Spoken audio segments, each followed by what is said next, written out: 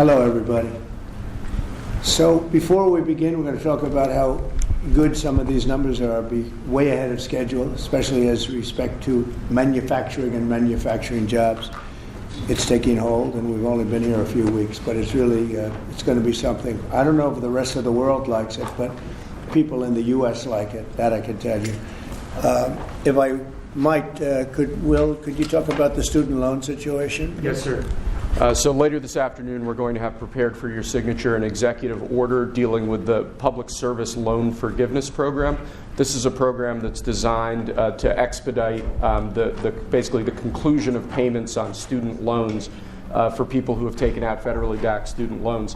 The problem, though, is that a lot of these people work for NGO organizations, for nonprofit organizations that engage in illegal or what we would consider to be improper activities, supporting, for example, illegal immigration or foreign terrorist organizations or otherwise law-breaking activities.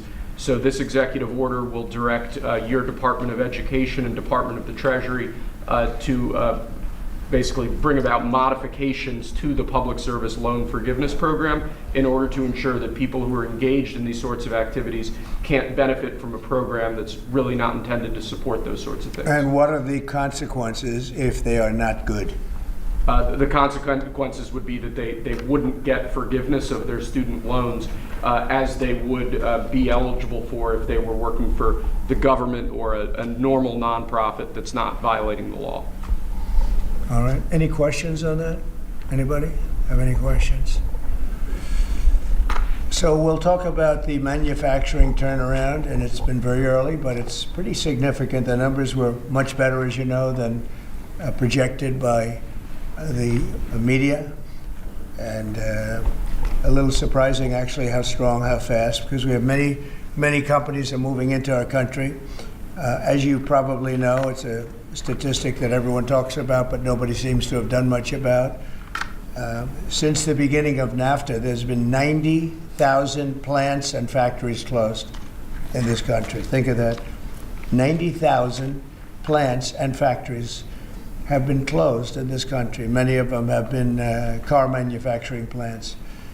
And that's a terrible statistic, and we'll be turning that around. You're going to see it already. We already have numerous that are being built or starting to be built, and numerous that were being built in other countries, and they stopped, and they're coming here now because of the tariffs.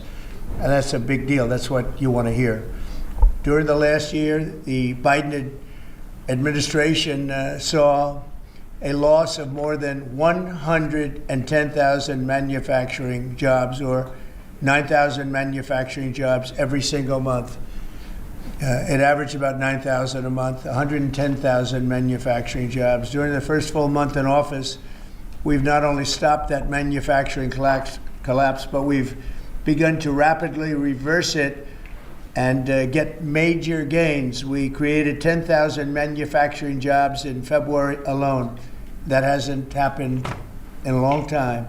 And these aren't government jobs, which actually we cut. These are private sector manufacturing jobs. So we gained all of those jobs, 10,000 jobs, and we barely started yet. That's a very unusual number. People are surprised by it. I'm even a little surprised. On auto jobs, we created almost 9,000 new jobs in the auto production field. And the reason for that is largely they think things are happening, so they're already geared up. In some cases, they had rooms in their plants, or they had empty plants that they were able to put into use quickly because they see, because of the tariffs, they don't want to be dealing with other places, and they don't want to go back and forth and around and through the borders and across Mexico border and Canada border and all that. They want to have the jobs in one location. And they've had space, and if they had space, they were able to create the jobs almost immediately. In some cases, they'll be building plants to take care of those jobs. So we created 9,000 new jobs already in the auto production, auto parts manufacturing. So we want the auto parts ideally, and I think from a simplicity standpoint too, to be built and made in the United States. It's in a single month. That all took place in a single month, 9,000 new auto jobs. You haven't heard that in a long time. After auto workers lost more than 27,000 auto jobs in the final year of Biden. These are also high-paying jobs. These are very prime jobs. The ISM Manufacturing Survey and the S&P Manufacturing Survey have also confirmed that our administration is presiding over a brand new domestic manufacturing boom after major collapse under Biden. It was a collapse. All he did is keep adding new government jobs, which are not the jobs you want. We're trying to shrink government and grow the private sector. That's what we've been doing. Under the final 2 years of Biden, 1 in every 4 jobs created in America was a government job. That's a tremendous percentage.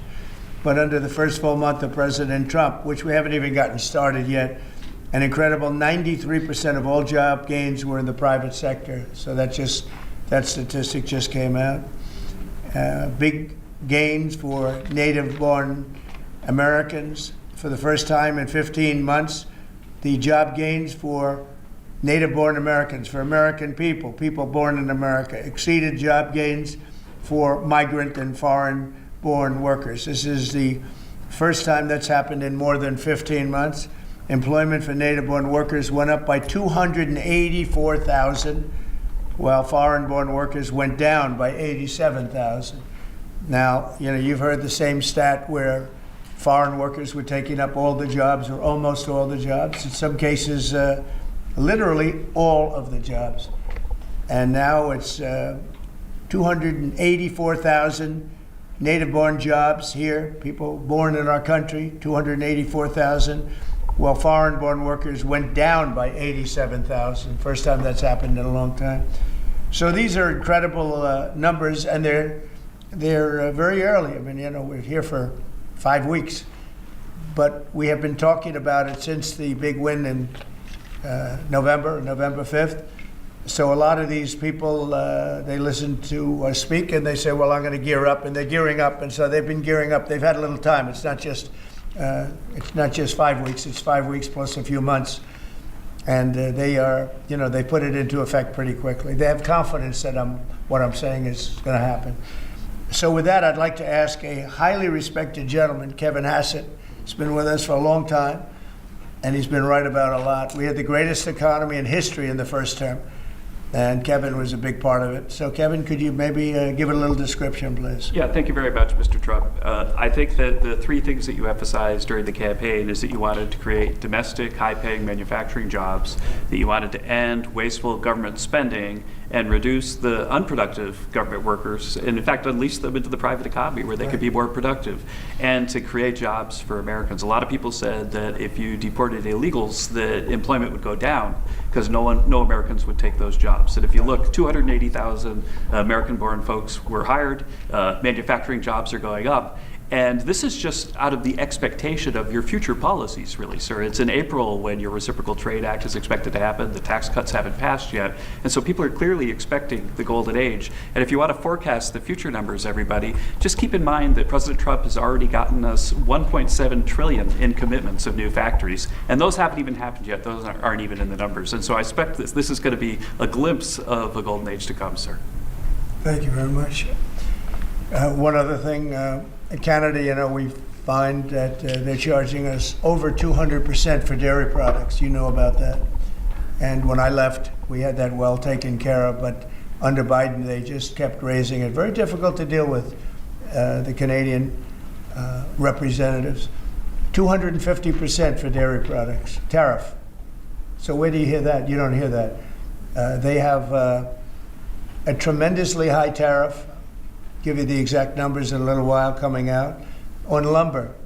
So they sell us lumber. They have a tremendous tariff. They make it impossible for us to sell lumber or dairy products into Canada, but our numbers are a tiny fraction of that, almost non-existent. And what we're doing is freeing up our forests from the environmental nonsense that they put on them, where you can't cut down a tree. And we have to cut down trees in order to build the firewalls. And those trees are sold, but we're freeing it up on an emergency basis because Canada has been ripping us off for years on tariffs for lumber and for dairy products. 250%, nobody ever talks about that. 250% tariff. which is taking advantage of our farmers. So that's not going to happen anymore. They'll be met with the exact same tariff unless they drop it. And that's what reciprocal means. And we may do it as early as today, or we'll wait till Monday or Tuesday. But that's what we're going to do. We're going to charge the same thing. It's not fair. Never has been fair. And they've treated our farmers badly. Look, our country's been ripped off by everybody. That stops now. I had it stopped in my first term.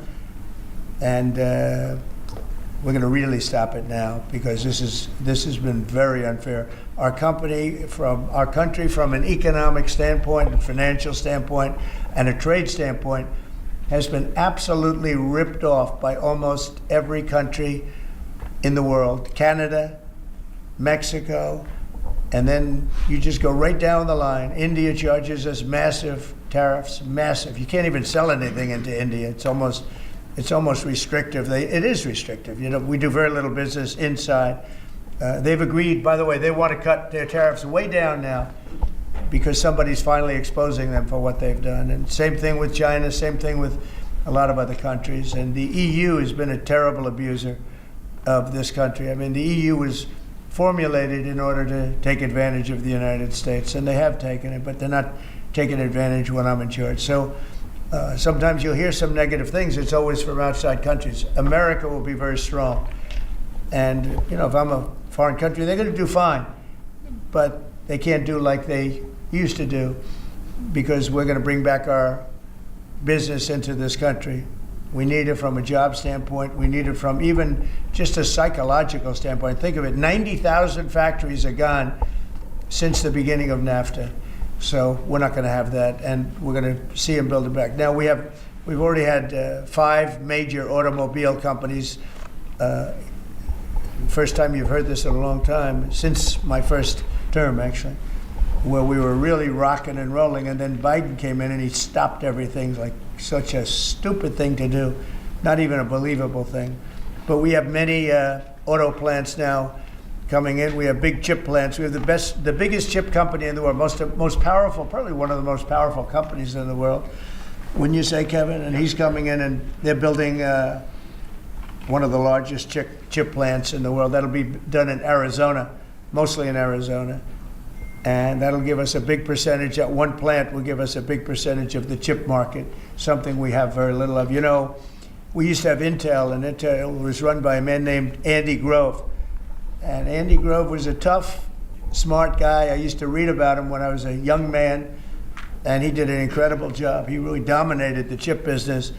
And then he died, and I guess they had a series of people that didn't know what the hell they were doing, and we gradually lost the chip business, and now it's almost exclusively in Taiwan. They stole it from us. They took it from us, and I don't blame them. I give them credit. I blame the people that were sitting in this seat because they allowed it to happen. We could have protected that so easily. But so we had the chip business, and now it's all in Taiwan, almost exclusive, a little bit in South Korea, but mostly in Taiwan.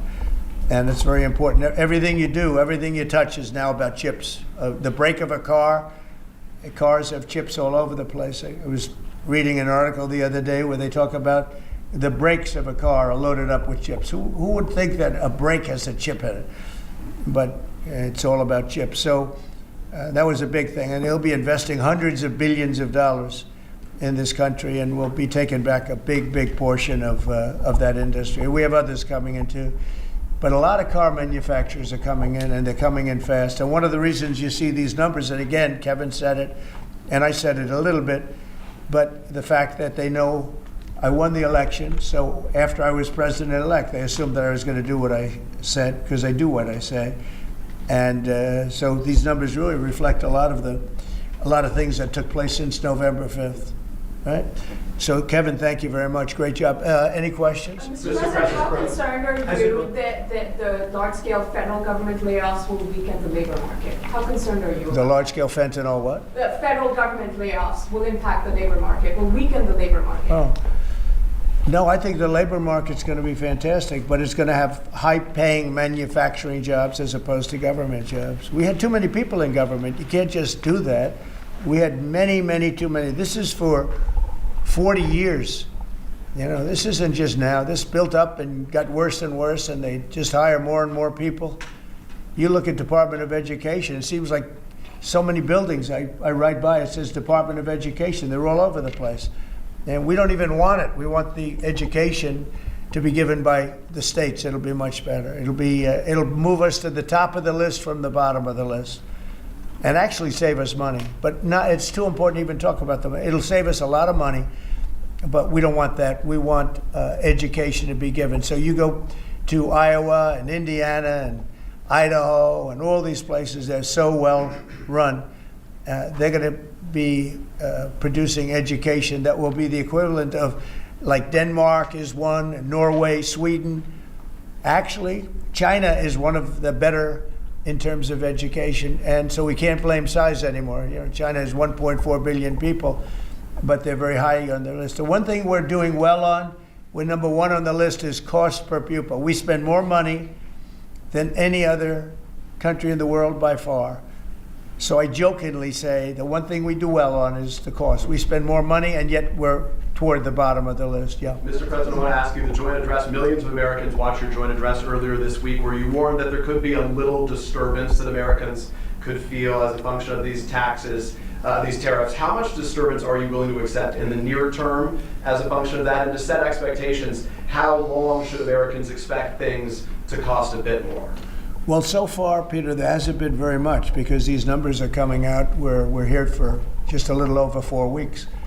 And these are fantastic numbers. I was watching some of the reports this morning. They were surprised. There could be some disturbance, a little bit of disturbance. I solved a little bit of that because I have respect for our auto companies, and I gave them a little bit of a 1-month reprieve because it was unfair, although I'm sure they'll take advantage of it. I see they're driving a lot of cars into the U.S. to try and avoid the tariffs, and they're taking advantage of it a little bit. But they called me, they asked me, they said, could they have a little bit of help? And I decided, they're American companies, USMCA, and I let them have that.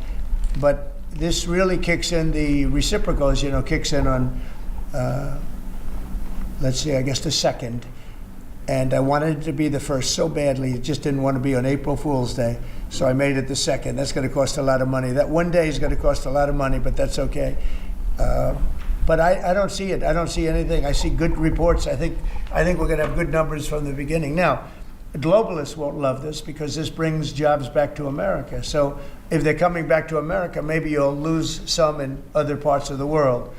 But the other parts of the world have done very well, and they'll continue to do very well. But I think the United States is going to be doing record business. We'll bring a lot of those 90,000 factories that have been lost over the last number of years. It's been, it's hard to believe. 90,000, think of what 90,000 is. 90,000 plants and factories are gone. We're going to bring back many of those plants and factories. One day the tariffs are on, the next day they're off. Right now the markets, as you know well, prefer stability. Are you done going forward with the pauses and the carve-outs? Is that it for those? There'll always be changes and adjustments, and you can't just, I could have, for instance, told the American car companies, no, I'm not going to give you anything, and then you wouldn't have had to say, well, they're getting a little extra. It's just a little bit of a 1-month reprieve. They're very happy about what's happening. They won't have to go across borders, and you see the zigzag, and you have a fender made in Canada, you have something else made in Mexico. We don't want that. We want it made here. But there'll always be some modifications. I mean, if you have a wall in front of you, sometimes you have to go around the wall instead of through it. But I think very little. On occasion, if we can do something, we want to help companies. We want to help companies create jobs. So I could have left that, and you wouldn't have had a minor change. Instead, I was asked by the real majors, the big majors, if they could do this, and I said, yeah, I'll do it. I want you to produce a lot of jobs. And numerous of the people, actually all of the people I spoke to have already been, they're very much on the way to already doing it. That's why you have auto jobs increase. And the man, I don't know him, Sean Fain, I don't know him, and I did great, as you know, with the auto workers, with the Teamsters, with unions. I did fantastically well, best numbers ever by a Republican. And I have a lot of respect for those people. But Sean Fain, who I don't know, but wasn't a supporter, although the auto workers were big supporters. I watched him last night, and he said Donald Trump is absolutely right on tariffs.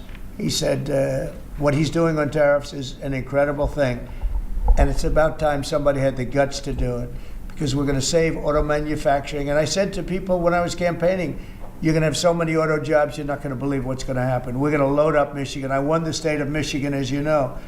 And part of the reason I won it was I got a lot of auto workers that voted for me, Detroit, etc. But I think people are going to be very surprised, yes. Thank you, Mr. President. You mentioned in your remarks chips manufacturing, how a significant percentage is now in Taiwan. You also mentioned it in your address to Congress, and you called on Congress to overturn the CHIPS Act, which had bipartisan support in the last Congress. Why would you like to see this particular law overturned, Mr. President? Because it's hundreds of billions of dollars and it's just a waste of money. Now, some people have already taken the money and used it. Actually, it's very hard to qualify because they go by race, they go by gender, they go by all sorts of things. Nobody's ever seen anything like it. You won't be able to find those people. So I don't even think anybody can qualify. They have so many different categories in order to qualify. You have to have so many of a certain race, a certain gender, a certain this, a certain, and it's, I don't think they can qualify, but if they take the money, they better qualify because they'll be watching them. But it's a tremendous waste of money. I didn't give the greatest chip company in the world, one of the greatest companies, I didn't give them 10 cents. They came here because of tariffs, because they didn't want to pay the tariffs. And they also came here because they like the results of the election, because they know that I'm very pro-business and pro-jobs. I mean, I'm pro-business, not for business sake. I'm pro-business because of jobs, because business is producing the jobs. Okay? On Russia, if I may, President Putin is bombing Ukraine. Yeah. Do you still believe him when he tells you that he wants peace? Yeah, no, I believe him. I believe him. I think we're doing very well with Russia. But right now they're bombing the hell out of Ukraine, and Ukraine. I'm finding it more difficult, frankly, to deal with Ukraine, and they don't have the cards. They don't have the cards. As you know, we're meeting in Saudi Arabia on sometime next week, early, and we're talking. Would I find that in terms of getting a final settlement, it may be easier dealing with Russia, which is surprising because they have all the cards. I mean, they're bombing the hell out of them right now. And I put a statement in, a very strong statement. Can't do that. You can't do that. Mr. President, We're trying to help them. And Ukraine has to get on the ball and get a job done. Michael, could you come up here? I see Michael back there. Yeah, good. I'm glad. He's traveling all over the world. I just saw him come in the door. Yeah, could you give a little definition of what's going on, please? Sure. Well, the president has been crystal clear, and he's been clear to all sides. The fighting has to stop. Both sides need to get to the table. We had a good engagement. Both leaders have said only President Trump could do so, and only he has been able to do so. We had an initial engagement with the Russians. The Ukrainians had a great opportunity to bind our economies together through that mineral deal. Unfortunately, that didn't go so well, but we think we're going to get things back on track. Secretary Rubio, myself and the Ukrainian delegation will be meeting in Saudi Arabia next week to get these talks back on track, get a ceasefire in place, and drive peace home under President Trump's leadership. You put out I think both parties want to settle. I think if I wasn't president, this war would have had no chance of settlement, zero chance. But I think we're going to get it settled and stopped. We got to stop. They're losing on average 2,000 soldiers a week. That's a lot of soldiers. Do you agree, Peter? It's a lot of soldiers on both sides, I agree. Do you, Mr. President, think that Vladimir Putin is taking advantage of the U.S. pause right now on intelligence and military aid to Ukraine? No, I actually think he's doing what anybody else would do. I think he wants to get it stopped and settled, and I think he's hitting them harder than he's been hitting them. And I think probably anybody in that position would be doing that right now. He wants to get it ended, and I think Ukraine wants to get it ended, but I don't see, it's crazy. They're taking tremendous punishment.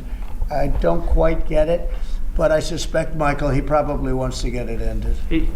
He does, Mr. President. The Russians are taking incredible losses on the front. As the president has said, this is a meat grinder of people, of material, of national treasure, and no one else has any solutions except to let this war continue forever. But I'll add, the president has had multiple conversations and a visit from President Macron of France, Prime Minister Starmer of the United Kingdom. We have the NATO Secretary General coming next week.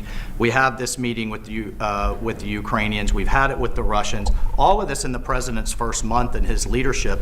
We will engage in the shuttle diplomacy, and we will continue to use his leadership and what leverage we have to get both sides of the peace table. It's not going to be easy, but President Trump... This war should have never happened. It would have never happened if I were president.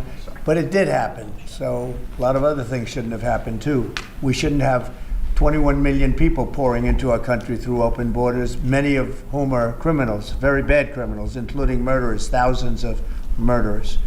Many killed, far more than one person, and they're roaming our streets. But Tom Holman and Kristi Noem are doing an incredible job, and we're getting them out of here. And we'll get them out. We'll get them all out.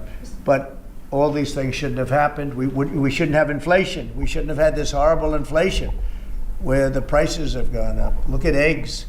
So we're doing a good job. We're doing a good job. Mr. President, in regards to the pause on military assistance to Ukraine, you put out on your social media post today that Russia is pounding Ukraine. That's right. Why not provide Ukraine with air defenses? And what happens, Mr. President, when Ukraine runs out of the Patriot missile batteries? Good question.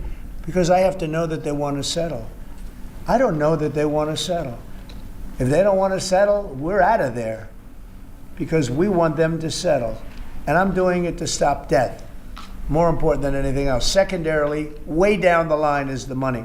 So we're in for $350 billion, and Europe is in for $100 billion. They should be in for the same or more than us. And, you know, I watched over the last week or so what's going on in Europe. This thing could end up in World War III if we don't get it settled. This could really end up in a World War III. We got to get it settled. So on Iran, how confident are you that the Iranians will negotiate with you? And is Israel on board with this outreach?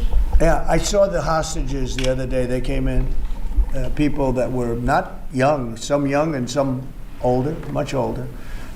And they gave, it was hard for them to do it actually. They gave statements as to what happened. I was asking, what happened? How was it? I said, did you see anybody in there that was kind, like out of the hundreds of people that you were seeing, Hamas? Did some of them wink at you and say, don't worry, you're going to be okay, or give you a piece of bread, or no? I said, were there any people that were like kind? I was shocked. The answer was nobody. There was nobody. Just the opposite. They'd be slapped and punched. One man broke his ribs. He couldn't breathe for a month. It was brutal. I was so surprised. Could you think there'd be a couple of people that would be kind, that would say, you're going to be okay, but they had none of that. It's pretty amazing. Brian? Thank you, Mr. President. He's a kind person. Well, according to the Although not to Zelensky, he wasn't. Well, you know what, that's another But to Trump, he's conversation. been good. Yeah. Go ahead, Brian. Nice tie, by the way. Thank you. Thank you. I like yours too. Two questions. One on peace. Why don't you think any other European countries are offering a peace deal? It seems like no one's come to the table for peace except for you. Yeah. It's a very good question. Sometimes questions aren't answerable. They're in a very unusual position. They don't know how to end the war. I think I do know how to end the war. Despite the Russia hoax, I've always had a good relationship with Putin. And, you know, he wants to end the war. He wants to end it. And I think he's going to be more generous than he has to be. And that's pretty good. That means a lot of good things. Because frankly, you could have made a great deal if this war never started, you could have made a great deal. I don't know that anything would have had to be given up. This was not a war that was going to start, Brian. And it didn't start. For 4 years, somebody said, well, how do we know that? Well, for 4 years, it didn't start. I used to speak to Vladimir about it. I used to speak to him about it at length. It was the apple of his eye, but there was no way he was going in. And he knew, there were going to be consequences. But it did start. I mean, think of what happened. Inflation, You have the war with Ukraine and Russia, that wouldn't have happened. October 7th would have never happened. Israel, they had no money. Iran had no money. Iran was stone cold broke, and now they have a lot of money. But and that's going to be the next thing you'll be talking about is Iran. What's going to happen with Iran? And there'll be some interesting days ahead. That's all I can tell you. You know, we're down to final strokes with Iran. That's going to be an interesting time. And we'll see what happens. But we're down to the final moments. We're at final moments. You can't let them have a nuclear weapon. I think that I would have had a deal within 1 month after the rigged election of 2020. They were all set to make a deal. And then when I lost, they saw this person who's a stupid person, very stupid person. And they said, let's not make a deal. And they were right. He took the sanctions off. They became rich under Biden. They went from having no money to having $300 billion. All in a short period. It's oil. Oil builds up fast. It's a nice living if you have a nice oil well. And they do. They have a lot of nice oil wells, right? So anyway, it's going to be a big thing. It's an interesting time in the history of the world. But we have a situation with Iran that something's going to happen very soon. Very, very soon. You'll be talking about that pretty soon, I guess. And hopefully we can have a peace deal. You know, I'm not speaking out of strength or weakness. I'm just saying I'd rather see a peace deal than the other. But the other will solve the problem. Mr. President, your allies are calling on you to pardon Derek Chauvin. Are you considering pardoning Derek Chauvin? No, I haven't even heard about it. No. Mr. President, on peace. I haven't heard that. In the first term, you may recall, I broke the news that you were nominated for the Nobel Peace Prize. And the reason for that was the work that you led on the Abraham Accords. I spoke yesterday with the member of parliament, the Norwegian parliament, that nominated you. And he said what the Nobel Committee is looking for from you, Mr. President, is security guarantees for Ukraine. Is that a possibility, Mr. President? So, before I even think about that, I want to settle the war, get it finished. Because if I'm not here, nobody's going to settle it. And President Macron has said that, and everybody said that, the prime ministers and presidents. We're pushing very hard. That's all I'm thinking about now. As far as the question about security later, that's the easy part. The hard part is getting it settled. We got to get them. We're losing 2,000 human beings every week. More than that, actually. 2,000 nice, young, although they're getting older because they're drafting much older now. In the case of one country, much older, because a lot of the young people have been killed. It's very sad, and I'd like to see if I could stop that.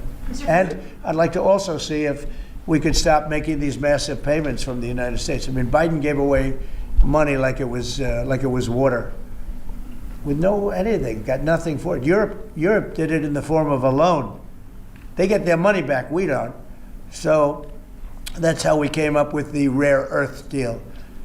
But we started, behind the 8 ball. He could have gone to Europe. He could have said, come on, you got to put up money with us. You got to put up money with us.